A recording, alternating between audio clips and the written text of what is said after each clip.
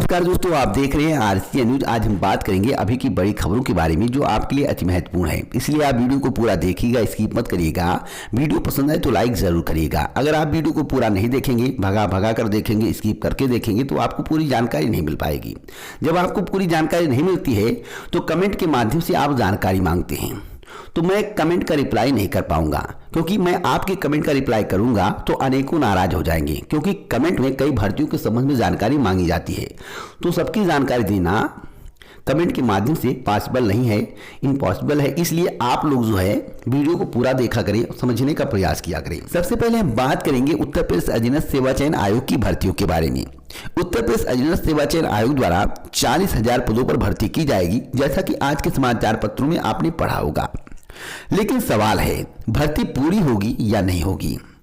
आपके अवसर घट गए हैं, इतना तय है। अवसर किस प्रकार से घटे हैं आपको मैं बताना चाहता हूं।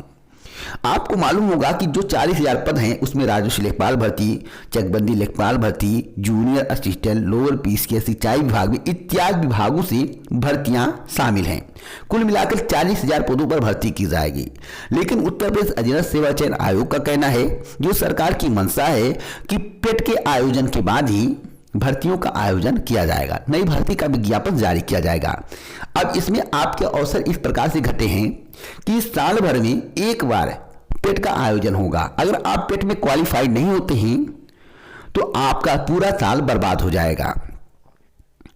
वैसे था और पहले जो प्रक्रिया अपनाई जाती थी, अगर राजस्व लेखपाल भर्ती का विज्ञापन आता था तो आप उसमें भी आवेदन करते थे।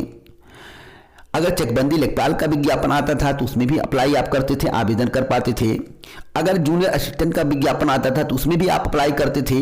अगर वीडियो भर्ती का विज्ञापन जारी होता था तो उसमें भी आप अप्लाई करते थे। पहले था कि आप सभी भर्तियों में अप्लाई कर सकते थे। अगर आपके पास योग्यता थी, आप पहले में क्वालिफाई नहीं कर पाते थे, दूसरे में क्वालिफाई नहीं कर पाते थे, तो तीसरे में क्वालिफाई जरूर हो जाते थे। तो आपके पास 3-4 अवसर थे। लेकिन पेट का आयोजन होने से आपके अवसर घट जाएंगे। अगर पेट आप पहली बार नहीं निकाल पाते हैं तो आपका पूरा साल बर्बाद हो जाएगा। जितनी भी भर्तियों का विज्ञापन जारी होगा, आप किसी भर्ती में अप्लाई नहीं कर पाएंगे, तो आपका सबसे बड़ा नुकसान है। दूसरा सबसे बड़ा नुकसान है भविष्य में।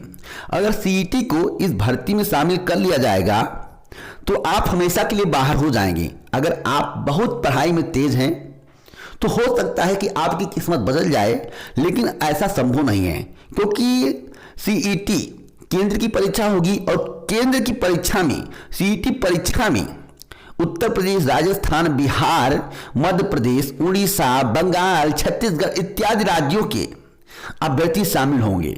और उत्तर प्रदेश अधीनस्थ सेवा चयन आयोग में जो नियमावली संशोधन किया जा रहा है उसमें इस प्रकार से संशोधन किया जा रहा है कि सीईटी के जितने भी कैंडिडेट होंगे, जितने भी प्रतियोगी छात्र क्वालिफाई होंगे, उन सभी को उत्तर प्रदेश अधीनस्थ सेवा चयन आयोग की कोई भी भर्ती होगी उसमें शामिल होने का अवसर प्राप्त होगा।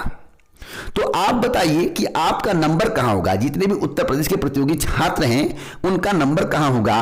क्या उनका चयन हो सकता है? आप लोग बहुत ऊंचाई से इसे सोचने का प्रयास करिएगा और समझने का प्रयास कीजिएगा। अब भर्ती पूरी होगी या नहीं, इसके संबंध में भी आप जानकारी ले लीजिए। मैं आपको बता दूं कि केवाईसी के लिए आवेदन दिसंबर के अंतिम या जनवरी के प्रथम पखवाड़े से शुरू होगा।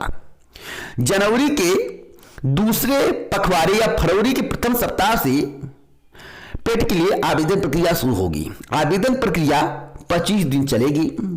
कम से कम 35 से 40 लाख प्रतियोगी छात्र इस परीक्षा के लिए आवेदन करेंगे। जैसा कि मेरे द्वारा आपको बहुत पहले ही बताया गया था, वही बात आज के समाचार पत्रों में बताई गई थी कि 35 लाख से अधिक आवेदन आ सकते हैं, जो कि उत्तर प्रदेश अधीनस्थ सेवा चयन आयोग का कहना है।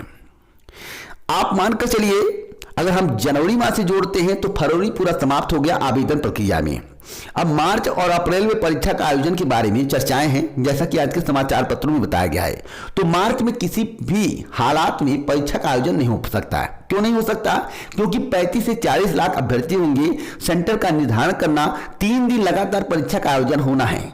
तो आप मानकर चलिए कि परीक्षा का आयोजन अप्रैल या मई माह में होगा। अब 35 लाख से 40 लाख अभ्यर्थियों का मूल्यांकन करना, कॉपियों के मूल्यांकन के बाद मार्कशीट तैयार करना, तो उसमें भी 1 से 1.5 माह का वक्त लगेगा। तो पहुंच जाएगा जुलाई माह।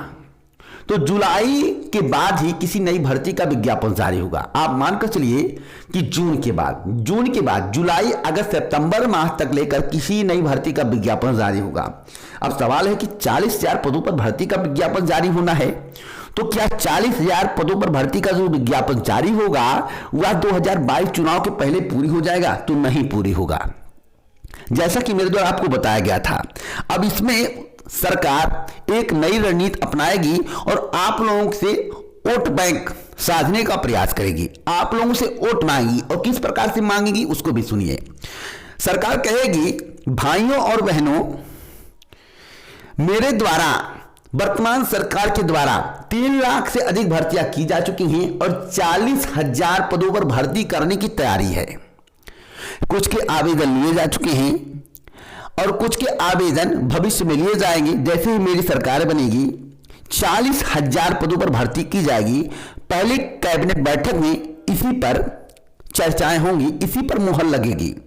हमने पेट एग्जाम का आयोजन करा लिया है, इतने अभ्यर्थी क्वालिफाइड हैं, जो भी आंकड़ा हो 40,000, 50,000, 1 लाख, इनको परसेंटेज के आधार पर अगली परीक्षा के लिए प्रवेश दिया जाएगा और जिसका चयन होगा उसे नियुक्ति पत्र वितरित किया जाएगा। अब देखिएगा कि आप 22 पार हो गए, अब भर्ती पूरी होगी या नहीं होगी, सरकार बनेगी या नहीं बनेगी, तो भविष्य की बात है, लेकिन आपको लटका दिया जाएगा। क्योंकि जिस प्रकार से प्रक्रिया अपनाई जा रही है इसके बारे में आप गहराई से नहीं समझ पा रहे हैं, आपको समझने की आवश्यकता है। आपको मालूम होगा जब 2016 की भर्ती अभी तक पूरी नहीं हुई, वीडियो भर्ती अभी तक पूरी नहीं हुई, ऐसे आप मानकर चलिए कि उत्तर प्रदेश अधीनस्थ सेवा चयन आयोग द्वारा 2017 से लेकर 2020 तक जितनी भर्तियों का विज्ञापन जारी किया गया, एक भी भर्ती पूरी नहीं हुई है। तो पेट आयोजन के बाद जिसमें 35 से 40 लाख अभ्यर्थी शामिल होंगे, उस परीक्षा का आयोजन करा के नई भर्ती का विज्ञापन जारी करके भर्ती प्रक्रिया को कैसे पूरा किया जाएगा। तो आप लोग खुद समझदार हैं, मुझे बताने की आवश्यकता नहीं है, मैं आपको बहुत ही गहराई से बता रहा हूं। इतनी गहराई से आपको कोई जानकारी नहीं देगा, एक एक पॉइंट को समझाने का प्रयास कर रहा हूं, इसलिए आप समझिए, मूर्ख मत बनिए। सरकार आपको मूर्ख बना रही और आप मूर्ख बनते हैं। क्योंकि बिहार का जो चुनाव था उसमें बेरोजगारी सबसे बड़ा मुद्दा था और विकास सबसे बड़ा मुद्दा था, क्योंकि वहां हिंदू मुस्लिम का आंकड़ा नहीं चला। जो राजनीति हिंदू मुस्लिम और राम मंदिर की होती थी, तो राम मंदिर आस्था का विषय है, उसे राजनीतिक मुद्दों में शामिल नहीं किया जाना चाहिए। लेकिन उत्तर प्रदेश सरकार उसी के मद्देनजर आगे की प्रक्रिया अपना रही है, क्योंकि बेरोजगारी सबसे बड़ा मुद्दा है। रोजगार मिलना चाहिए, सरकारी नौकरी मिलनी चाहिए, इसलिए इस भर्ती को फंसाया जाएगा और आवेदन प्रक्रिया लिया जाएगा। नई भर्ती का विज्ञापन जारी होगा, इतना तय है, लेकिन भर्ती पूरी नहीं होगी, यह भी तय है। तो आप लोग अभी से सोच समझ लीजिए, मुझे समझाने की आवश्यकता ना पड़े। अब आइए अगली खबर के बारे में बात कर लेते हैं। अगली खबर विधान परिषद की जो परीक्षा थी समीक्षा अधिकारी को लेकर है। देखिए, समीक्षा अधिकारी की परीक्षा दी गई है, जो जानकारी प्राप्त हुई है, हो सकता है जल्द ही आपको वेबसाइट पर इसके संबंध में आधिकारिक नोटिस देखने को मिले। आपको बता दें, यह गोरखपुर की न्यूज है, गोरखपुर में जो है पेपर आउट हुआ है।